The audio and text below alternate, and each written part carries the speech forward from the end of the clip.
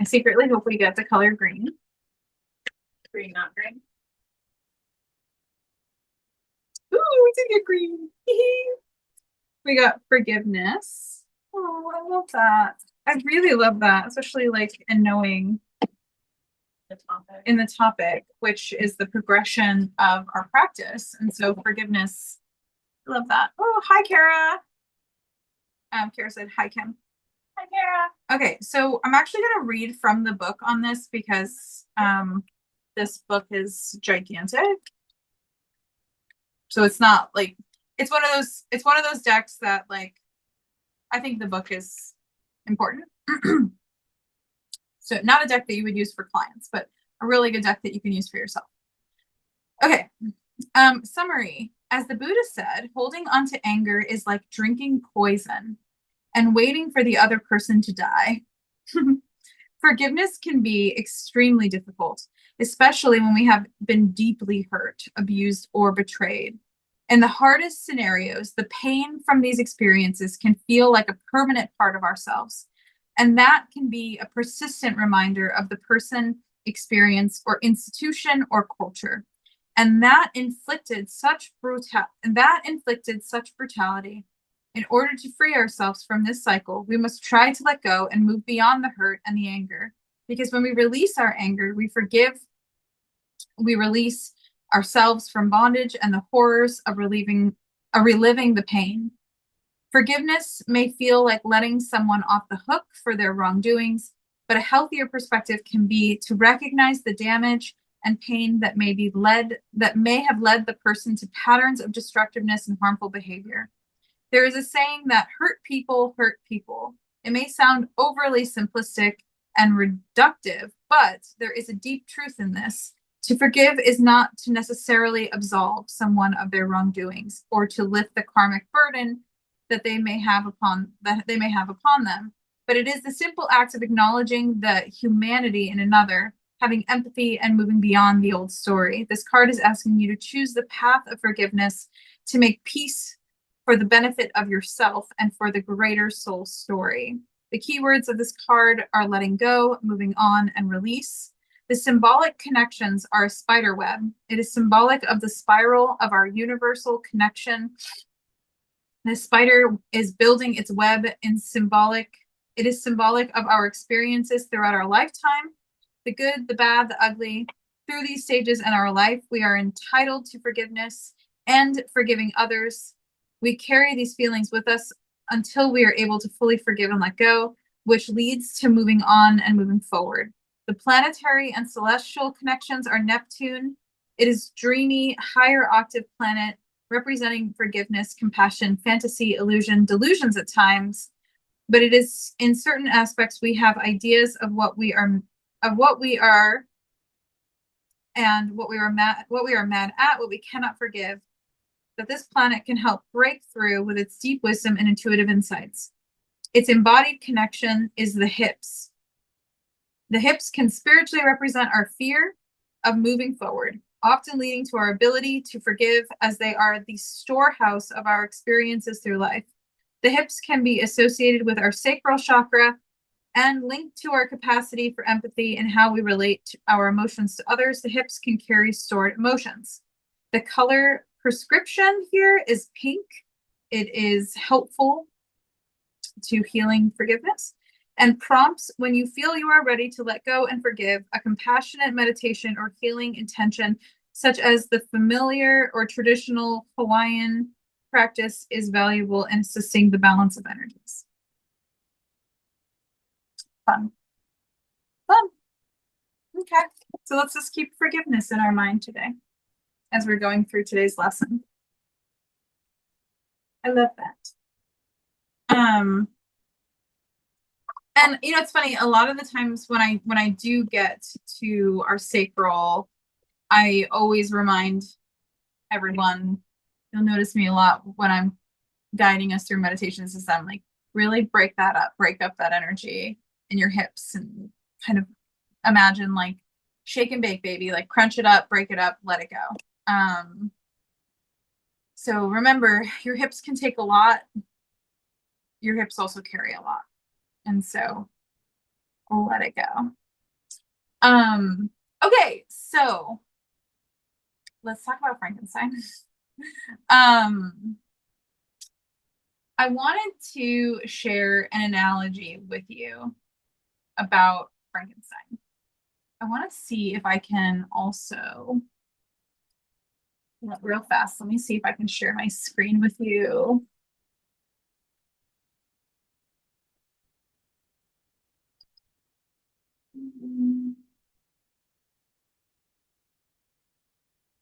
Yeah, okay. Let me see if I can share my screen. Give me 1 second. I don't know if I'll be able to do it for TikTok, but I might be able to hold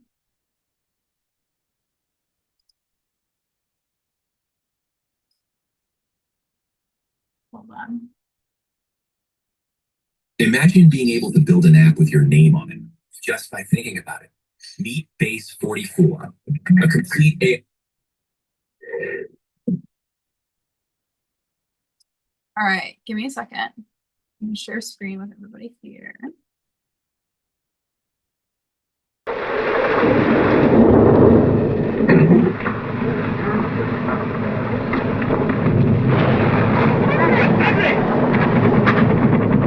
What do you want? Open the door. Let us in. You must leave me alone. Let me at least give us shelter.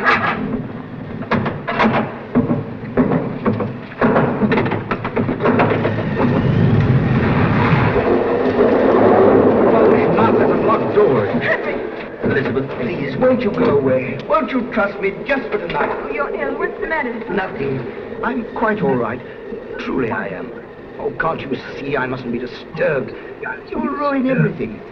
My experiment is almost complete. I understand. I believe in you. But I cannot leave you tonight. Henry, you refuse. You're crazy. Crazy, am I? We'll see whether I'm crazy or not. Come on up.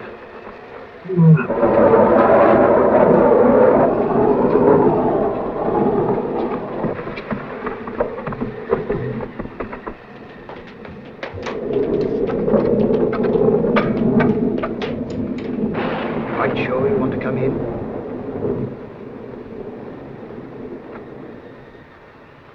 Very well.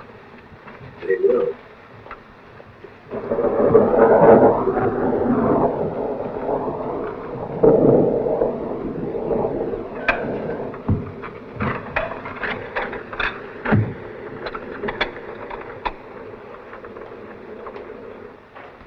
Forgive me, but I'm forced to take unusual precautions.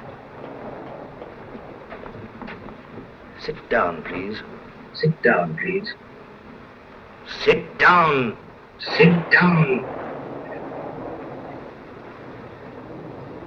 You too, Elizabeth. You too, please. Please. A moment ago, you said I was crazy. You said I was crazy. Tomorrow we'll see about that. Don't touch me!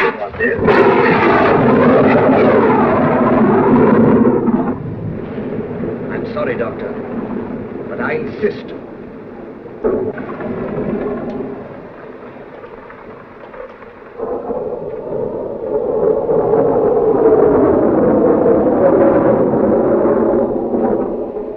Please.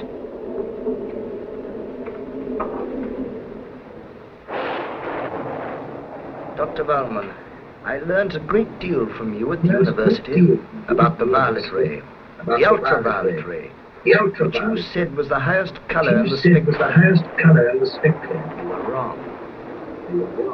Here in this machinery, I have gone beyond that. I have discovered the great ray that first brought life into the world. Oh, and your proof? Tonight you shall have your proof. At first I experimented only with dead animals, and then a human heart, which I kept beating for 3 weeks. But now I'm going to turn that ray on that body and endow it with life. And you really believe that you can bring life to the dead? That body is not dead. It has never lived. I created it. I made it with my own hands from the bodies I took from graves, from the gallows, anywhere. Go and see for yourself. You too.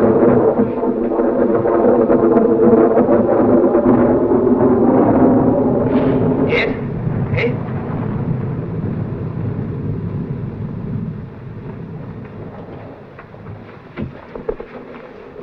Quite a good scene, isn't it?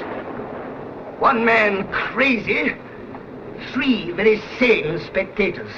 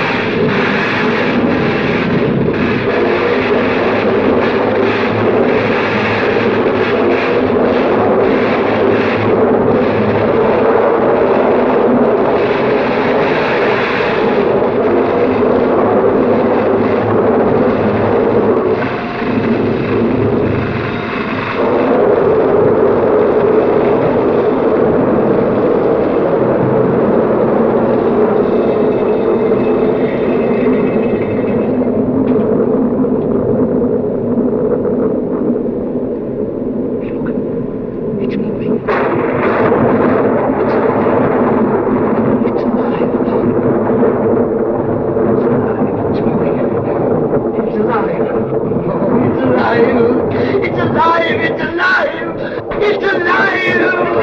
Oh, in the name of God! Now I know what it feels like to be God!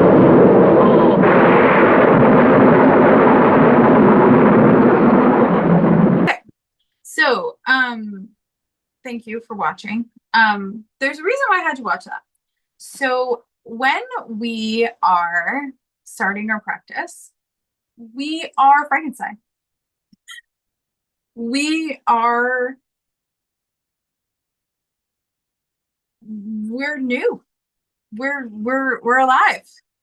And sometimes the mad scientist isn't so mad. Sometimes they're brilliant. Sometimes it's the gods that we work with. Like I was joking, I was like, that's definitely Lucifer. He's like, yes, yes. You know, sometimes and what's interesting is as we move along, we have to learn how to function. I feel like at the beginning it's very much like we're like, do this.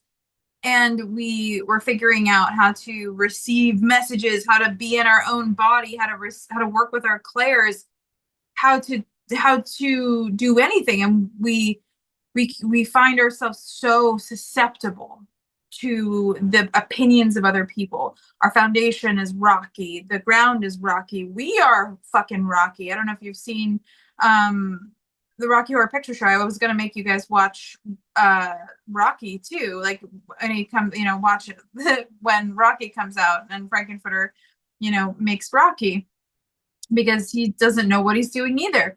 we are that sort of creation. And when we have these awakenings, that's very much what we're like. We're really getting our footing beneath us. And it's why psychosis is so prevalent for a lot of people at the beginning of their practice. It's why we're so susceptible to finding ourselves in groups of people or communities that are dangerous, where we believe everything that's said to us, or we find ourselves really paranoid that our teams are going to abandon us or hate us, or that we're going to do something and that we disappoint them, or they're going to leave us, or that we're it's like, no, master, don't leave me. Like, no, you teach me how to eat and function and exist, and please don't leave me. And then there's a shift. Okay, there's this like, wait, no, now I have my footing, and now I like the scientists. Then I don't know if you guys ever saw there's a book called fuck. Her name is Bella, and I can't remember the name of the fucking book.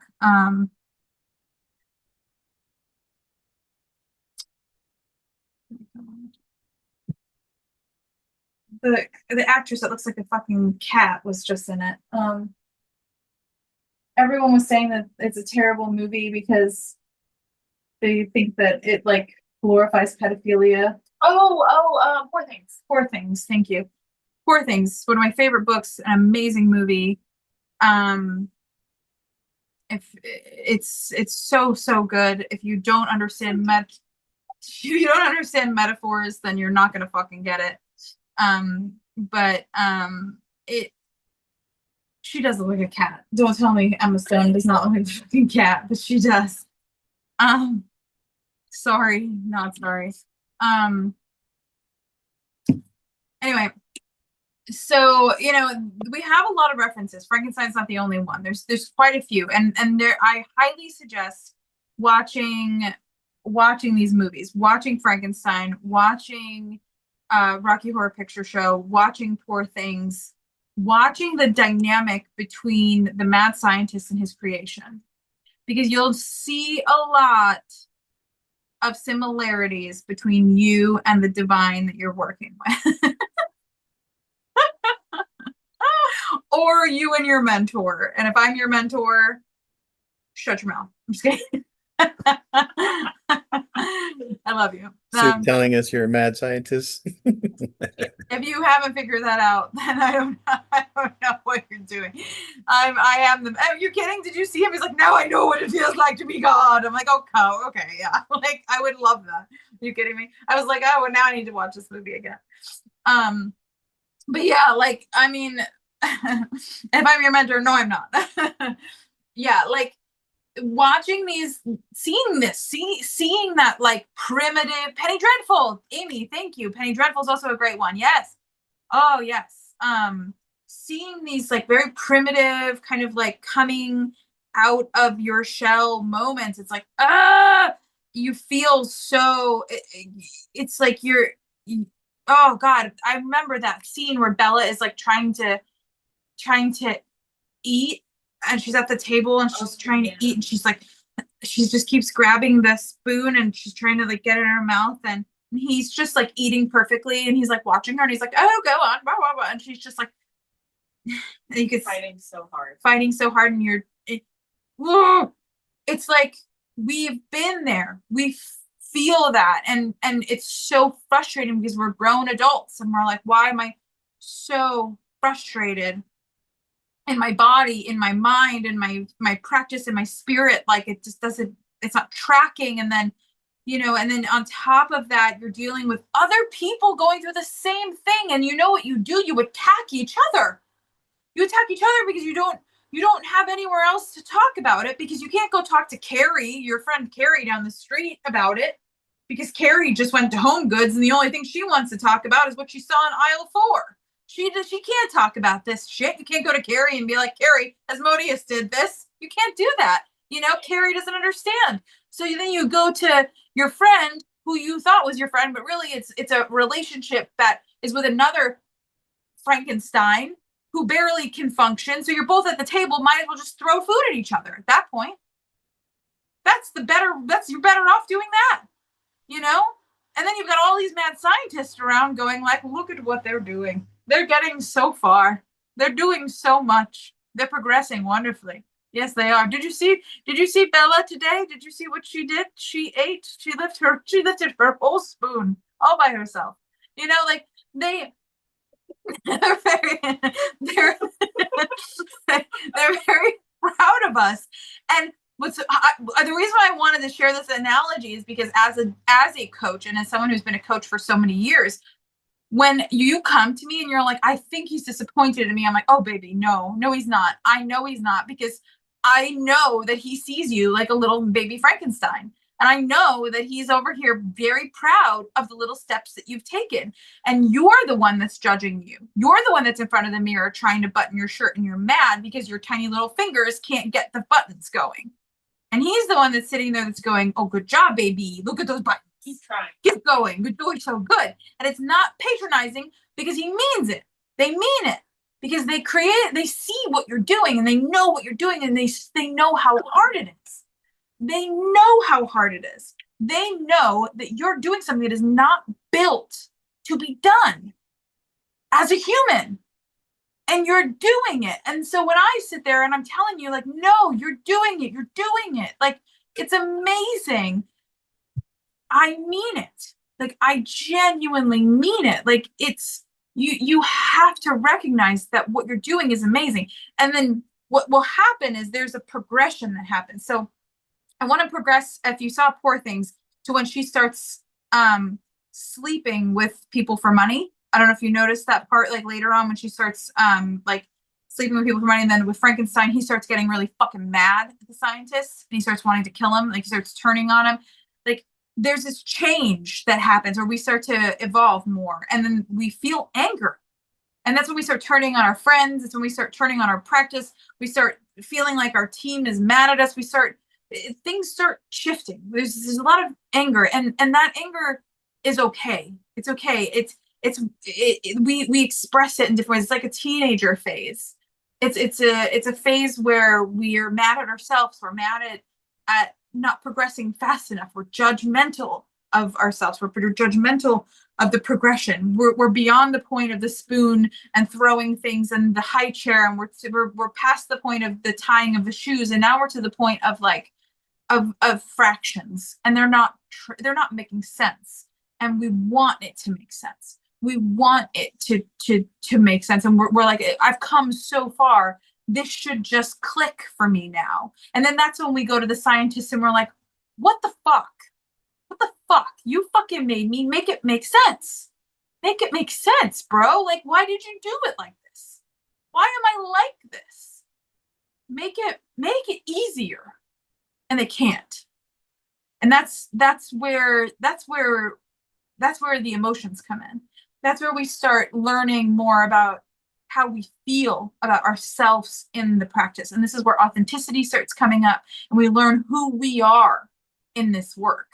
We're no longer just figuring out how to do work. We move in this progress, you move from going, how do I do, to who am I in this? This is where I'm at with a lot of my advanced Hey Coach students. And they hate me right now. I'm gonna be real with you. If you're in here, hi, I love you. Please, I'm sorry. But it's important because this is where Hermans are built. This is where Herman Munsters are built. So we're gonna take a moment. We're gonna watch a Herman Munster scene. I'm actually just gonna make life really easy for seconds. The lesson I want you to learn is it doesn't matter what you look like. You can be tall or short, or fat or thin.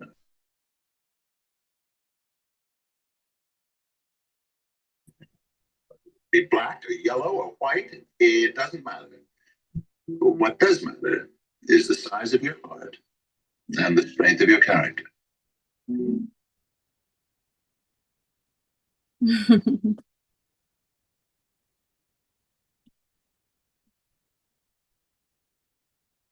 All right. Close up on my boobs. Welcome. Okay. So I wanted to show you that because this is sort of this is you don't get to the Herman Munster phase without doing the work. And the work at some point stops being just about how, and it starts being about who. Who am I in this work? What does it mean? What does it mean to me? What does it mean to, how do I feel about it? How does it make me feel? Am I okay with that? And then what does it say about my character? What does it say? And what am I going to do with it? Am I going to be like Herman, where I'm going to take this wisdom and I'm going to have a family and I'm going to support that family? And I'm going to teach this to my children. I'm going to teach this, and I'm going to be a good dad and a husband. Is that what I'm going to do as Frankenstein? You know, where do you go with this?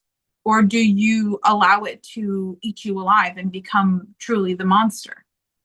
Or do you shift into a monster? The other thing to consider is if and how do you decide to work beside the scientists? Do you apprentice? Do you create yourself? Do you learn what it took to make you? Do you analyze it? Do you care? It's important to see these allegories played out in not just your life, but in media, because it's there for you. It's in shows, it's in TV, it's in movies. Look for it. Find yourself in it. But you're not going to find yourself in like cute characters. You're going to find yourself in Rocky, in Frankenstein, in Bella. You're going to find yourself in some weird characters when you do this kind of work. But yeah, so that's what I have to say. I want to kind of open the floor to kind of share maybe where you're at so far and where you think you're at in your practice, where you think you're at, what kind of phase you think you're in, and kind of what it's been like for you to get to this phase, and maybe what some of the challenges were that you faced, and we can kind of openly talk about them, and maybe even like what are some things that you kind of dreamed about in your future as you're on this path. If you're comfortable sharing. If not, that's cool. I can talk all night. We know that. We've met me before. I have a podcast. I did that. I did that as a thing. That was not by accident. That was not by accident. I like the scientists. I became very close. You know, I love the way that you explain the teenager phase, honestly, because I think that that's a real pivotal place that a lot of people like freak out on and, you know, lose concepts of where they're at. And so I think that that's one that should probably be talked about more, just because I think people think that they're like losing their practice when it happens, when it's really a rebellion just against everything that you think you know, because everything you think you know at that point is not right anymore. It does not work. It does not compute. Yes. And it's where you go, I need to start over. I need to start over. I should just start over. I should just start over. And I'm like, no, baby, you're not starting over. You're not starting over. You're just, you've grown up. You don't fit into the shoes you were wearing. You're not a kid anymore. And you're trying to be. And I know that's really scary, but this is just a new glass ceiling. And you've hit it. And we're going to push you through. And you just got to keep going. And it's scary. It's just scary. And but you're not starting over. You're not broken. You didn't do anything wrong. it's just, yeah, you're rebelling. It's a natural evolution of the work, honestly. Yeah. Expect to go through it if you haven't. Yeah. But it can be brutal. Yeah. Well, I mean, just think about the teenager that you went through, the hormones, Mhm. trying to be, from, a kid to a teenager in high school. I think that's a really good thought process on that of now a little fish in a bigger pond. And that's the other part that makes it feel like you're starting over. It's not so much that you're starting over. It's just you've expanded, you Yeah. know? It's like when Rocky starts sleeping with Janet and Brad, and he gets like his confidence, and he's like, oh, wow, I can do this. What? You know? And then like it's I don't know, it's that thing that either propels you forward, but it also scares you. Because now you're faced with like, whoa, I did this thing. Like I'm doing something that's propelling me forward, but what does being propelled forward actually mean? What does it mean? What does it look like? What does it say about me? You know? And that's where emotions come in again. And that's kind of when you're faced with like, wait, emotions. And again, that's why I call it the teenager phase, because you're still faced with how you feel about yourself and you're still figuring out who you are. And it's where a lot of people are like, I don't feel like my practice is authentically me. And I'm like, it's probably because it's not. And that's okay. That's not a bad thing. Probably just means that it's been something that's been easily manipulated by other people. And that makes sense when you were in a younger phase of your practice because you're still getting your footing, you were still figuring out how to, like pick up those spoons. And now that you've figured that out, you kind of probably moved on from those friend groups. You've probably moved on from those people that were, you don't need in your life anymore. And now you're trying to find something that's a little bit more authentically you. And it's like, ooh, fuck. That also means having to face your emotions, having to face how you feel about it, having to face your character in this chapter. And sometimes we don't know who that is. The good thing is you get to decide.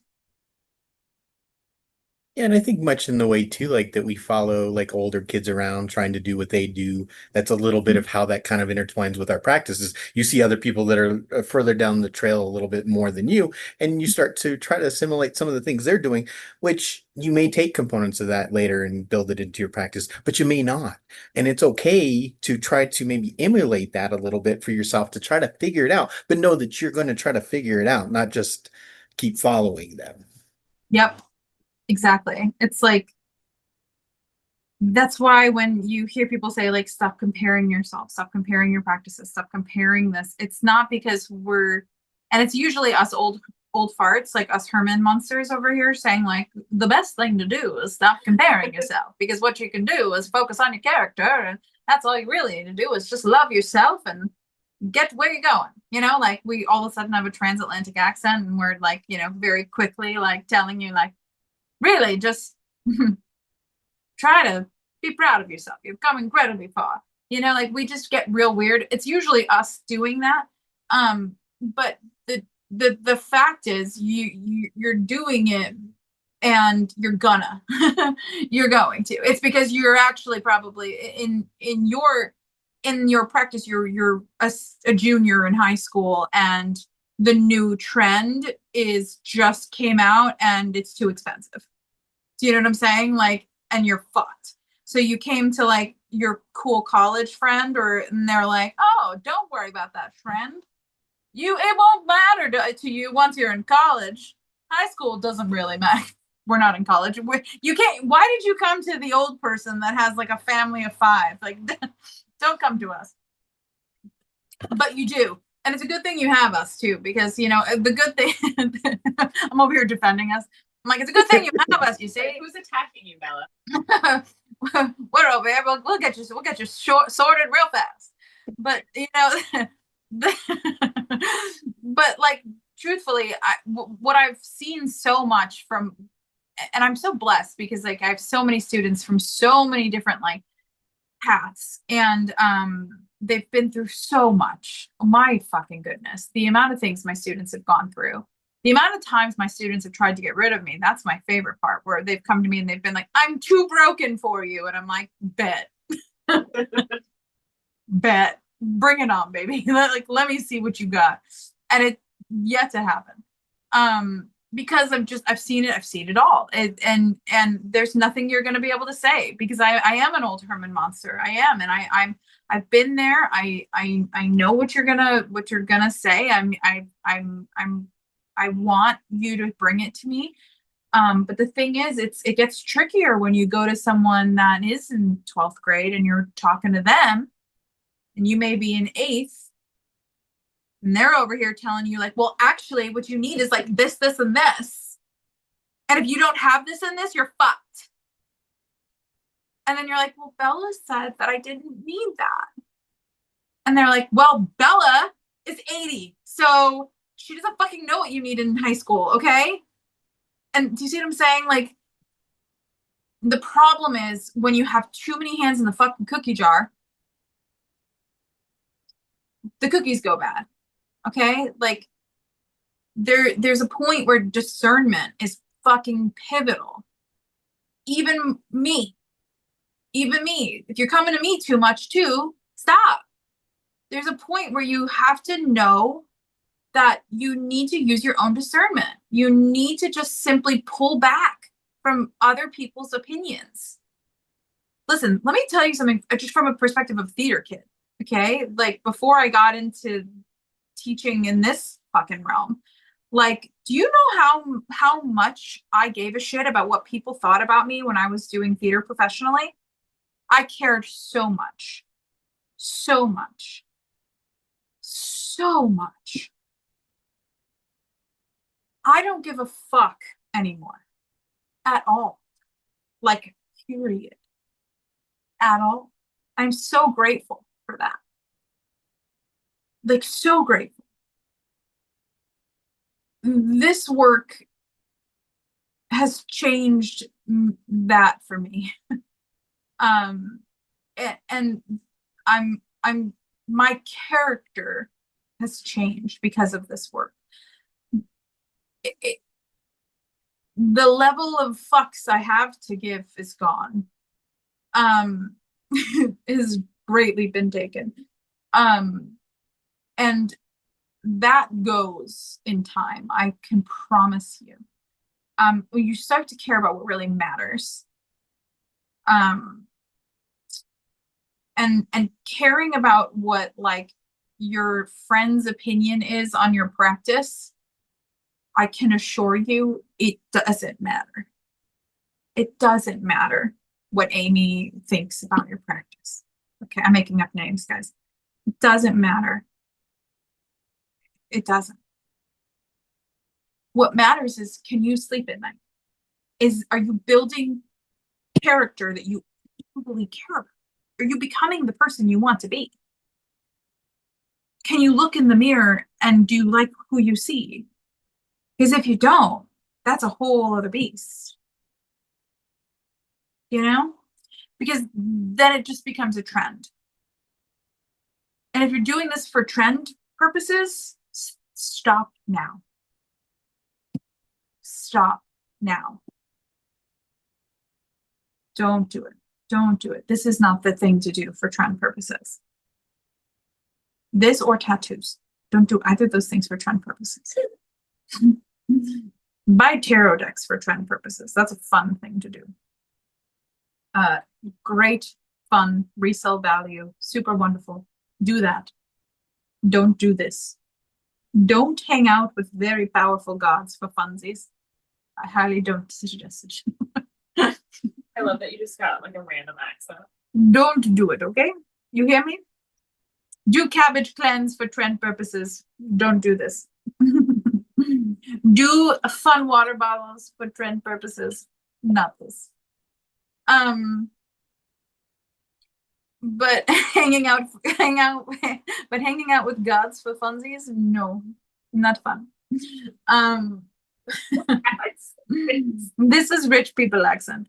Have you not heard of it? It is. It is. It is. This is. I like my pool, but I want it over there.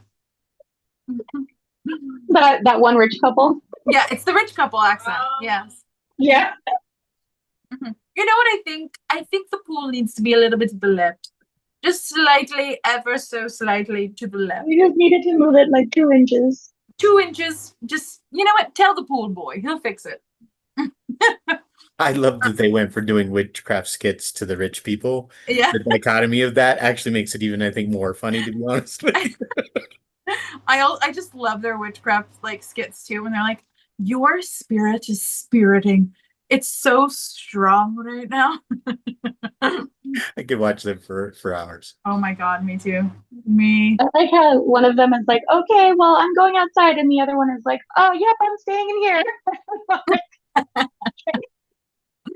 Oh, funny. Would you mind if I shared a like an add-on to the analogy about like being a teenager, that kind of thing? Yeah. When I was a teenager, I was like very like, this is not something that I need to do. Like, I am beyond this. I'm actually gonna leave high school sooner than I need to, and I'm gonna like venture off and be an adult before I need to be an adult. And then I went to the Air Force. I met Charlie.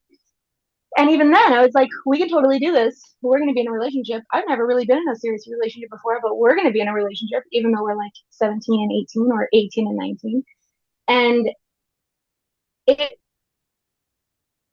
here I am in my late 30s with 3 kids. And if anybody does start doing this as a trend, it becomes not a trend very quickly. Or I have to imagine that it would become not a trend very quickly. But I was I've been in this place in both my practice and my work where the only thing that I keep having to remind myself over and over again is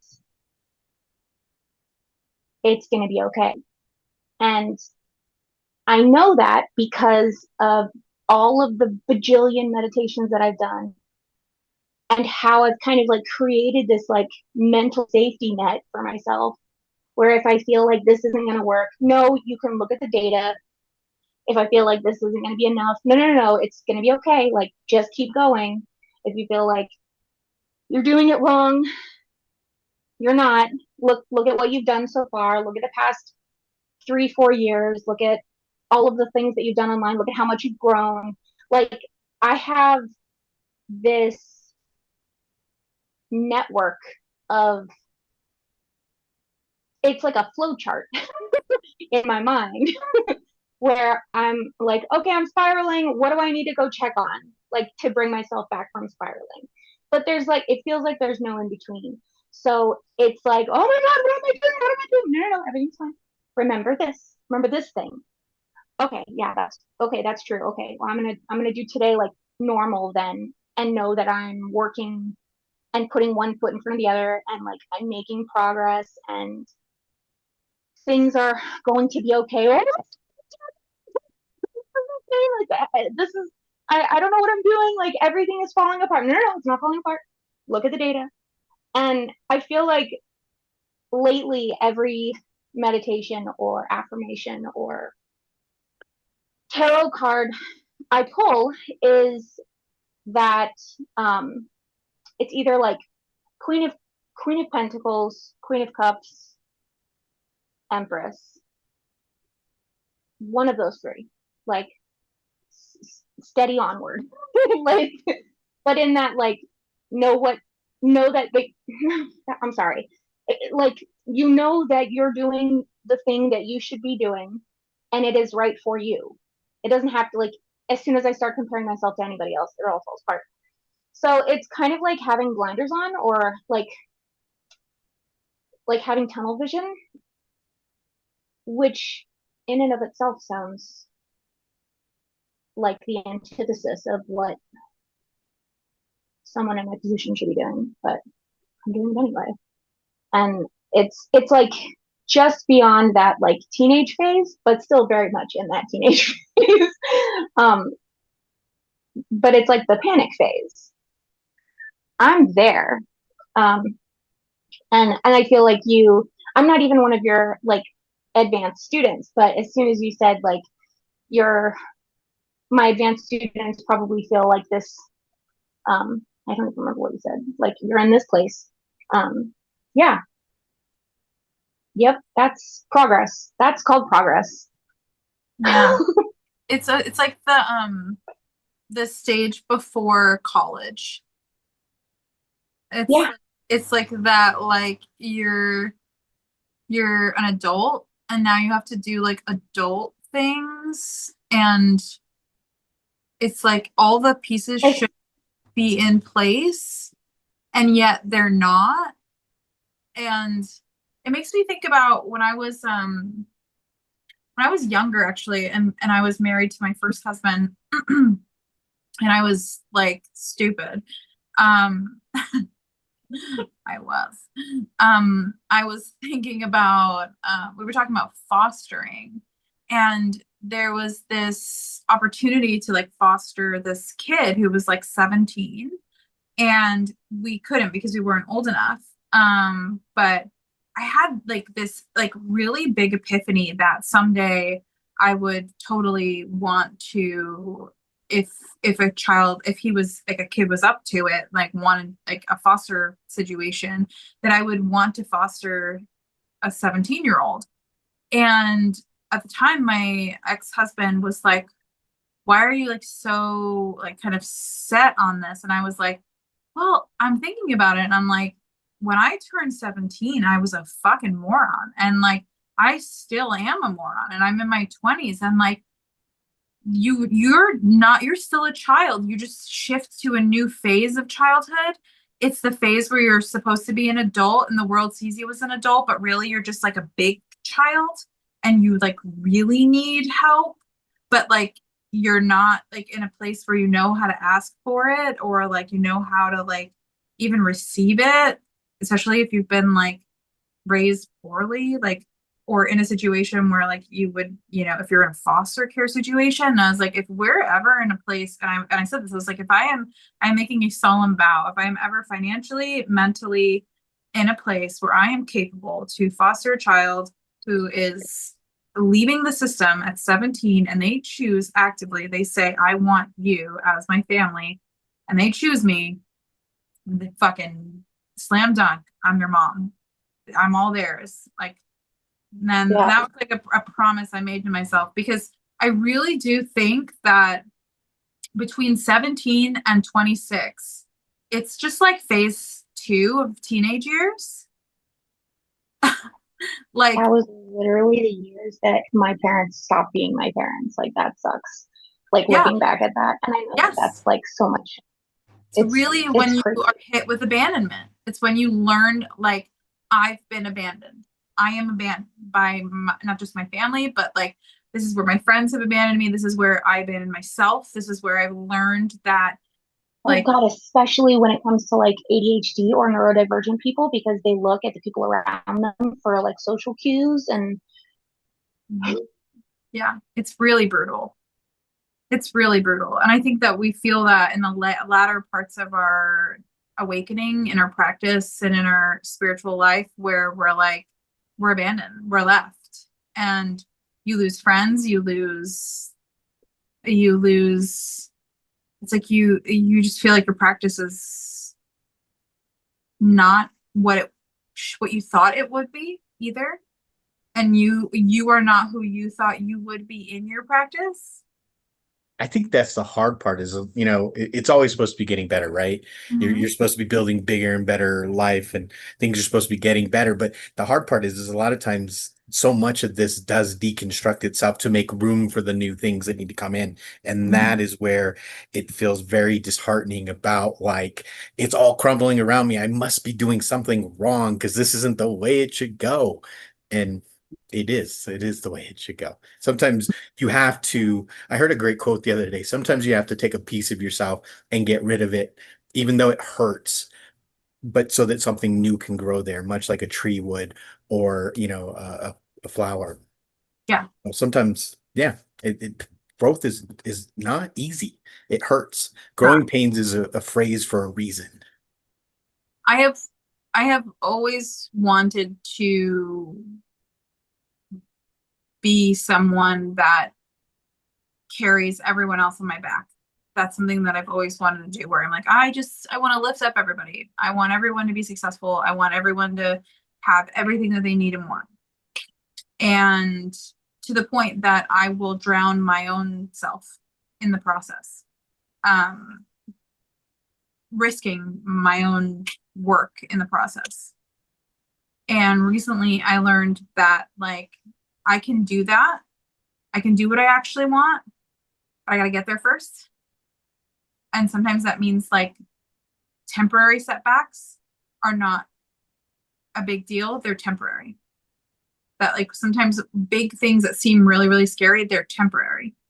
And that once the temporary nature of it is over, the next phase is bigger than you thought. Does that make sense? Like it was this big moment with Lucifer where I was like, I'm trying to do this, and I'm trying to do this, and I want to do this. And he was like, baby, you can't do anything from where you're at right now. You wanna lift the world, you gotta get to the top.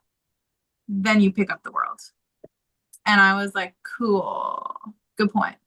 And it was kind of like, and he kept showing me, like, Glinda from Wicked in my head. And I was like, oh, interesting. Because it was like, if you guys have only seen the movie, then you don't get it. But, like, in order to save Elphaba, she has to, like, basically, she has to get to the wizard, to exile the wizard, to get Elphaba safe. Does that make sense? Like, she knows that she's, you know what I mean? And then pretend that she's happy that Elphaba is dead in order to make sure. Do you know what I mean? Like, she loses literally everything to secure that she's. So anyway, it's like there's a lot of things that have to go in order to get something, in order to then get everyone else up to where I want to get everyone else up to. And it was like, it's really fucking hard. Like, life is really shitty sometimes. And sometimes you have to rip off parts of you that you don't want to do. And this practice is one of those things that will do that to you over and over and over again. And I feel like every single chapter, whether it's like the childhood chapter or the teenage chapter or the college chapter or the, like, adulthood chapter or the elder chapter, whatever you want to call it, every single one, you hit a new pillar where your character is challenged. Like, your character as a person is challenged, and who you want to be and how you want to function in not just your own personal community, but in your own life, like, as a person in the world around you, gets questioned, challenged, and then you have to step up to it.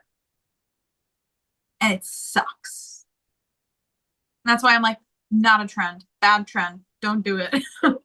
Don't do it. Do it. Don't do it for trend. Don't do it for trend. Do it if you, like, legitimately really want to, like, you know, don't do it for fun. Because it's just some of the biggest, most incredible things can happen, and some of the scariest, saddest, most shitty things can happen, like losing relationships, family. Like, I've watched my own relationships just, they're gone. Gone. I'm not kidding. I don't mean just like, oh, like, a few of them are gone. They're gone. I have less than one hand is the amount of family I have left. Like, less than these fingers. That's it. And it's fine, because the family that I have now is chosen, and they're people that I believe love me. But, you know, to say that I saw that coming? No, not at all. I didn't see any of this shit coming. And it blindsides you. So it's really, really tough work. But it's worth it if you want it. The goal that you have to like lift everybody up, I feel like that's a very broad kind of like, I don't know, Atlas style goal. And I remember when I first started this whole journey and King Weil asked me like, what's your goal? Like, what do you want? And of course, you're like, I don't know. But what I ended on and what I maintain is that I want to be a guide while I'm here. Like while I'm on this plane, while I'm on Earth, I want to be a guide, mostly for my kids, mostly for my loved ones, but for friends and family or anybody that I come into contact with, and they kind of like a bartender, like, hey, can you listen to this thing and help me out and give me your input? I'm a total stranger on the internet for a lot of people, and they'll be like, hey, can I ask you something?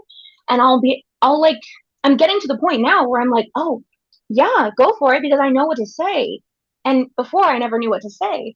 But the craziest part was when I said that, I was it was like 3 years ago, and I had intended for that to mean a guide for my kids, almost exclusively. And Nola, my oldest at the time, was just turning 10. And I think that it was, and in my head, I was like, I'm going to make sure that I am the person that I didn't have when she is 17, 18, when she's in her early 20s, when she has kids. Like when my kids need somebody and I didn't have someone, I will be that person for my kids, to just offer any insight, any wisdom, just to let them know that they're okay. And so in my brain, I was kind of envisioning this like as a stretch goal. Like, I'm going to figure out how to be this guide for my kids in 10 years, right? You know, it was like 6 months later.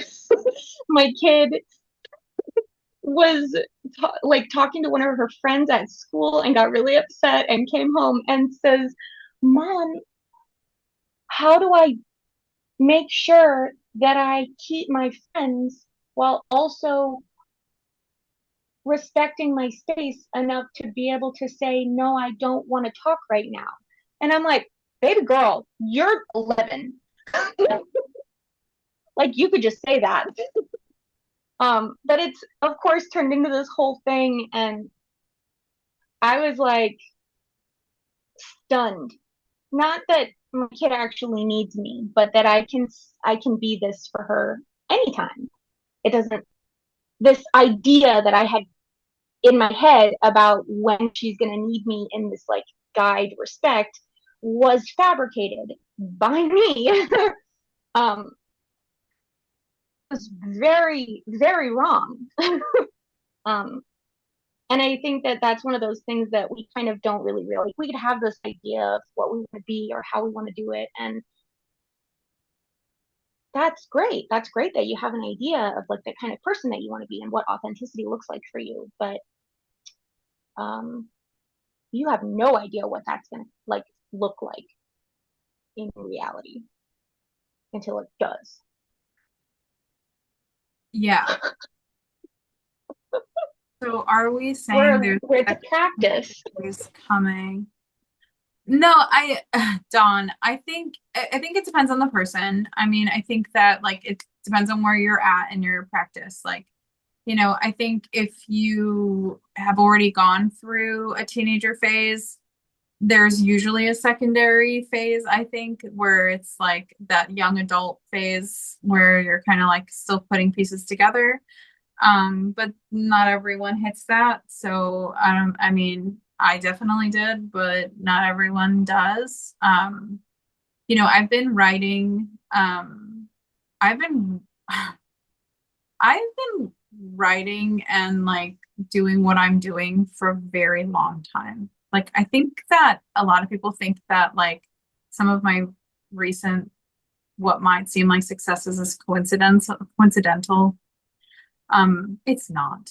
I'm very tired. I've been doing this for a very long time. And I've been really, really careful about how and who I work with when I do this stuff. Like my agent, choosing my agent took me a long time. I've been approached by agents. I've said no to many agents. I chose agencies very carefully. I have a lot of work. It's not just my book, guys. I have TV shows that I work on. I have lots of things. This is not just like one thing that I do. Coincidence takes a whole lot of fucking planning. Okay.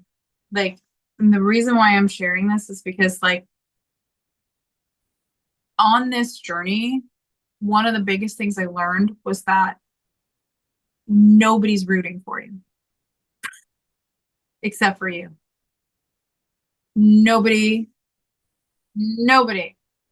is rooting for you as much as you are.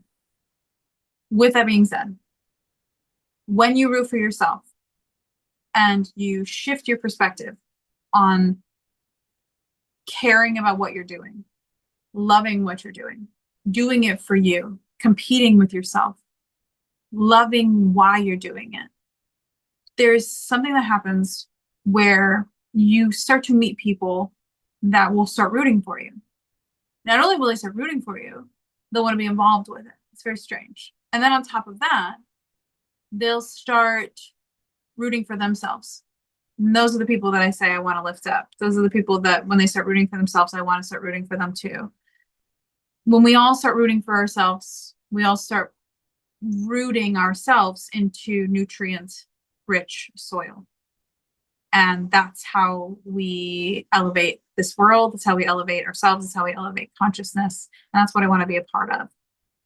And that's how I think moving forward, that's how we find success. That's how we build success. And that's how we accomplish the things that we're trying to accomplish.